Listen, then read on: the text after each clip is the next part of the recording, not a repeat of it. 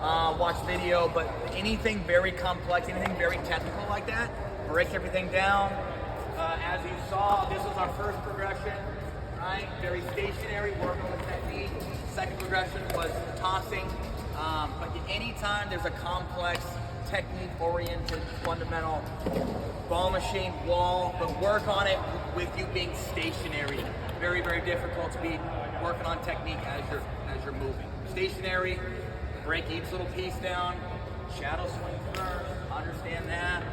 Where's a little, they have those topspin rollers. It's like a full stick with a tennis ball, and you work on rolling off, rushing up the back. A bunch of cool little gadgets. We're gonna wait for the whole crew to get here. But tell me, was there any little technique nugget that made a lot of sense? Changing the grip. Changing the grip. Okay, wrist back behind it. Yeah, meeting the ball out front. Okay, good. Yes, arm is straight. It's not in here. And why? So this is probably the only fundamental where you may find yourself getting a little trashy, right? You may find that you're overreaching here because plan A is offense out of the air. Once you recognize it's overextended, take a step back, let it sit up, take it off the bounce. Okay, but this is the one time where you're going to get a little reachy. Campers, don't all answer at once, but if there's one technique nugget that really drove things home, what is it? Technique nugget on the roll. Swedish, medium tissue, deep tissue, that makes sense? Shorter finish, a little longer, okay? Tell me, does this net win if you put it in the net? The net wins. Pretty stinking simple, correct? Okay? So understand where the ball is and then what your length should be in those zones. Understand where the ball is and then what your length should be in those zones. Okay? Coaches, get your asses in here. So I got a quick question. What's going on back there? The party back there.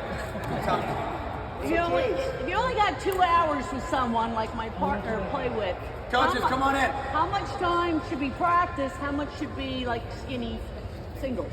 If you only got 2 hours on a Saturday, the weather's great, what should we do? Weather's great. No, it's raining.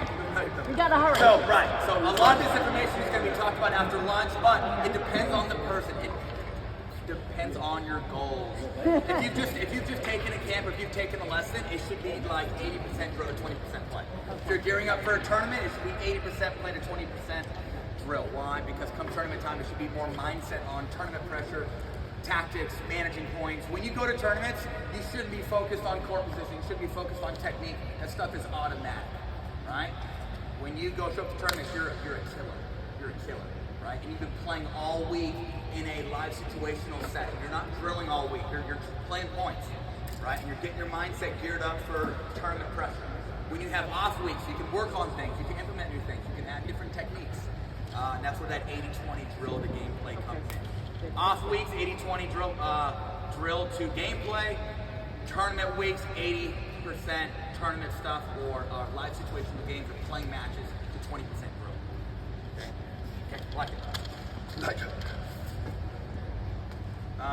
Okay, so next exercise here is we're gonna find some different ways to be offensive off the bounce and out of the air. Okay, so next segment is attacking. Okay, time to bring the heat, make them feel it. Okay, make them feel it. K-Mac, get in front of here. I'm gonna have K-Mac speed up. Okay, K-Mac's gonna speed up, but take a look at how this looks. Okay, he's waiting to speed up, but usually when he speeds up, what is he gonna do first? He's gonna aim a little deeper, which sets up a lift. So take a look at what move me a little bit. He's moving me. He's aiming deeper in the kitchen. As he's aiming deeper, I'm looking to lift. When I lift, I'm looking to sack, right? So he's in control. He's pushing. He's forcing me to lift. Off of that lift, he's thinking bounce, apex, take my poison. Okay? Getting it again. He's moving me. He's moving me. He's moving me. Yeah. Nice. Okay? Getting it again. So the common theme here is that if you're going to speed up off the bounce, you need to be in control of the dink and exchange first. You need to have a ball that presents itself in a lifting fashion. Off of that lift, when it gets to the apex, it's got your name on it. Pick your spots from there. Okay? So how would you be behind in the dink rally, right? So we're saying ahead or behind. What are some characteristics to let you know that maybe your opponent is in control and you're not in control? Yeah, if you're the one doing the moving, you've got them all lower, right? But if you're moving them, or at least neutral, right, then sometimes you can fire away. But you don't want to go from defense, panic and go, I don't like being on defense, now's the time to fire, generally doesn't work out. Get back to at least neutral first before you do something offensive. this push, setting up a lift, off of that lift, that speed up looks identical to my push. Pushing a tip down push, tip down poke. All day long. All day long. Same look. Tip down push. There's my lift. Tip down poke. 40% speed up, clean from there. If you don't give it away, you don't have to hit it very hard. Tell me, do you think I can get away with this at the highest level? Take a look here, okay? I have a ball that's in front of me. I speed up at that pace. Do you think I can get away with that at the highest level? So you can here. Right? Speed up's probably 30%. It's not going to be very hard, but it's in a damn good location. You find a good location, you will see a little sitter, or you will see a pump. So it doesn't matter about the pace. It's about location driven, right?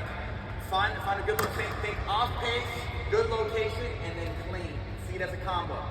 Good location, off pace, clean. So Tyson talked about a tip down speed up. What might be the advantage of using tip down for the speed up? The potential advantage of this? Looks the same. It looks the same look, but where will we maybe not miss as often if we use this paddle position? We clear the net. We at least, Tyson might block the counter, but I'd rather see that than me clipping the tape or hitting the net and not even clearing it and making it volley. So tennis players, if you're kind of this up and cock position and you hit your speed ups like a ground stroke, you're generally going to let the net beat you a little too often. So I've really focused in my own game on getting this down a little bit more. Even if I'm spinning it, I can spin it from that position versus up and cocked, again, where I'm just going to have too linear of a ball. You don't have to, like Tyson talked about, you don't have to have spin at all. You can tip down and just poke. But again, this paddle position generally is going to take at least the net out of play and make your opponent beat you, not the net.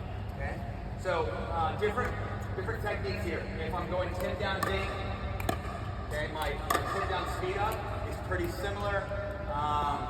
When I'm dinking, I'm needing 10% of the ball. When I'm speeding up, I'm needing 40% of the ball. Right? When I'm dinking, it's 10%. When I hit this speed up, same look. I'm poking it, putting it in a spot, and then trying to clean 6 to midnight. So if it's in front of me, it's more tip down, right? If it's in front of me, it's more tip down. If it's off to my edges, or if it's in zone 1 or zone 4, then it's a modified ground stroke. But know that you want to hit some build-up dinks first. So if it's in front of me, I'm going to build it up. And how am I building it up? By the same exact look, right? Or if I'm going zone 4 speed up, take a look. Okay, building it up, and then, okay, same look. Build up, and then go. Don't try to be the hero on the first one. Don't hit a one-shot wonder, or no premature, you know what, right? Okay? So hang in there, wait for the right ball, and know that a ball will present itself. It's just a matter of waiting time.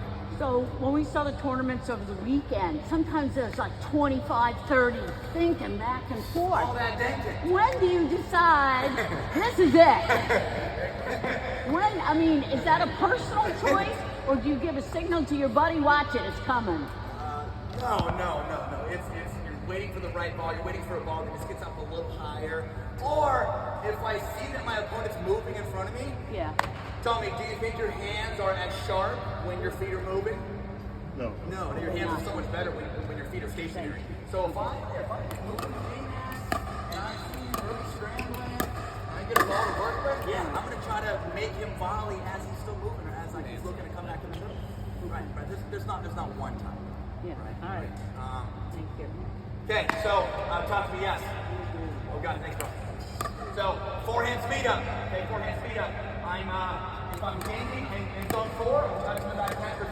If I'm dinking in zone 4, I'm touching about 10%. If I'm speeding up, same look, 40%. Remember, when I speed up to K-Max right hip, if I take a forehand and K-Max right hip, it's going to make a what? Exactly. So I'm speeding up hip, getting ready backhand. Getting good? Okay, so if you're not ready for the second one, don't you dare hit the first one. Very good, simple as that. Be hungry and eager for that sucker to come back. Okay? So many times I'm playing Benny. Is his name way too often, right? So many times I'm playing Ben. Ben hits a. So Ben likes to, sits right here. And slice. Same look. Doesn't fucking miss. No expression. He's here. All of a sudden you get one of these, right? So I can't tell you how many times I'm getting geared up for that little backhand speed up, right? And there's times where I can clock it. There's times where I can clock it. But it honestly doesn't matter how big I hit it, because he's so good at hitting the first one and then staying out front. And even though if I hit the living life out of the counter, his re-counter ends up getting down and he's able to use my pace. So it's not the first one that beats me, it's the re-counter. It's his clean. It's not the first one. It's not this one, it's the next one. Right? So it comes to show like the emphasis and the importance of not thinking one-shot wonder, seeing the combo, right? Patty, you like your combo? You like your one-shot wonder? Anyhow, does that make sense? Okay, so see it as a combo. See it as a combo. See it as a combo. Counter-attacking tactics. Okay. If I'm not comfortable with somebody in front of me, I'm going to take a step back. I'm going to buy myself some time. If I'm lifting, Kyle's in control. I'm naturally doing what? Lift and sag, push and lean. Okay? Lift and sag, push. So if I'm not comfortable with the person, sorry, if Kyle's been beating me head to head. Lift and sag, but what was the second? Push and lean. So if you hit an aggressive dink, it's more likely they're going to pop it up. When I execute that, I want to get to here. It's like, hey, I want to be ready in case they make a mistake. If I give kind of a nothing dink, maybe I even want to get back to give myself time to handle the attack. Okay. So counterattackers, you guys can try to counter by giving yourself some time. Know that when you give yourself some time, generally you see the ball a little bigger, you have more time to get organized. Your tracking ability is much better as well. Okay. So counterattackers, you're differentiating your block and your punch based on if you see it. If you feel like your technique is breaking down in here, please let some balls go. Okay, tournament players, tell me this. That's probably more higher level, but if you've tried to go off pace calculated and it didn't work, what's a plan B? If you've tried to go off pace calculated, good spot and combo, that didn't work, what's a plan B? Come on, tournament players. Okay. Time out. So hang on. So you pay your very expensive PPA entry fee, correct? Okay. And when you pay your entry fee, what are you there for? Very good. So if you're trying to speed up at somebody in front of you and you're going off pace and it's not working, and they're just a dog. They like to clean in the kitchen. They don't ever leave the line. They flex their chest up a little bit. What should you do? What's a plan B? Put a bullet through them. Okay? Notice how I labeled it tournament players a little higher level. If you pay your entry fee, we're all there for one reason. Okay? Exactly. So if I tried to go off pace and it didn't work, and I see that K-Mac is countering by leaning in and his chest is out, I know that what? It's a peacock. I know that he probably loves his hands. He wakes up in the morning, the first thing he thinks about is beating somebody head to head. With that being said, do you think he has good tracking ability? Heck no. So if you're playing somebody that loves their hands, what do they not do well? They don't get out of the way. They don't get out of the way. If you're getting eaten up head to head, and this person is being a bully, and they're being super offensive, and they love their hands, generally you can go through them, and it's going to put the handcuffs on them. So plan B, if you try to go calculated off pace, if that doesn't work, put one through them, and I guarantee they won't be moving as much. Talk about it. Does pushing at the feet also help, or do you not want to do that? Pushing at the feet. Like if you're dinking, right? Yeah. Against someone that's being and you push the on their feet, is that another way? Because Force them to pop it up a little bit. Like, sorry, if you're dinking, right, and Right. you're getting beat out of volleys. Yeah. What about pushing to the opponent's feet? Well, yeah. If I'm getting beat head to head, I'm trying to be more aggressive with my dinking, so he doesn't have a ball that he can work with, right? Yeah. So, tell me this: most attackers, how do they dink? What's the tendency, or I guess what's the shape on their dinks? Is it more pushy or is it more lifting? Why? And most attackers don't want to get attacked. Most attackers want to go first, right? So they're going to dink very aggressively. Okay, K-Mac? Yeah, 100%. I don't like being attacked, so I will take more risk on my dinks so that I can be dictating the action from that point on. If I get in that mode of, all right, I just want to outlast someone, you got to know what level you're at, but in mine, I'm going to have the trigger pulled on me quite a bit, and I'm reduced to now a counterpuncher. I don't feel like that's my strength. It makes more sense taking more risk on your dinks to be moving your opponent around and then choose the right ball to go with. Counterattackers tend to hit more lifty dinks. Why? Because they're given this gesture. Saying go ahead. Go ahead. I double dare you. It's true. Counterattackers that like pace, they hit more lifty dinks. And they line their chest up and they say go ahead. Right? Most attackers don't want to be attacked, so they dink a lot more aggressively. It's true. Most attackers dink aggressively. Most counterattackers hit more lifty stuff. And they say go on. Shoot. Okay. First exercise here. I'm going to hit 7 speed-ups on my forehand, 7 on my backhand. This is off the bounce. We did this earlier, so this is kind of a second progression. K-Mac can be where? He can be line, or he can not be as brave and take a step back. Okay? I'm going 7 forehand, 7 backhand. And I'm not only speeding up, but I'm getting ready for what? Exactly. Very good. Sorry. Love these techniques, huh? Okay. Again. Backhand side. Same thing. Oh, God. Wrong spot, Tyson. Over here. Oh, my gosh. Oh, my. So, if that happens, what do you have to ask yourself? Did I put the ball at the wrong spot? Oh, my God. That thing came back in a hurry. Okay. Look at the trapping ability. Give it up for K-Mac. So, that is first drill. 7 here, 7 there. Change roll. Second drill. I'm the attacker. He's the counter-attacker. I'm getting more pushy dinks. He's getting more lifty. Now we're dinking, and I have the option to speed up. Okay? So again, K-Mac says not first. Okay. K-Mac the attacker. K-Mac the attacker. He can speed up whenever he wants. My dinks have to land in the kitchen, Tyson, or no? Yes. Thank you for that. Very good. Again. K-Mac the attacker. I'm the counter-attacker. Okay. Waiting. Again.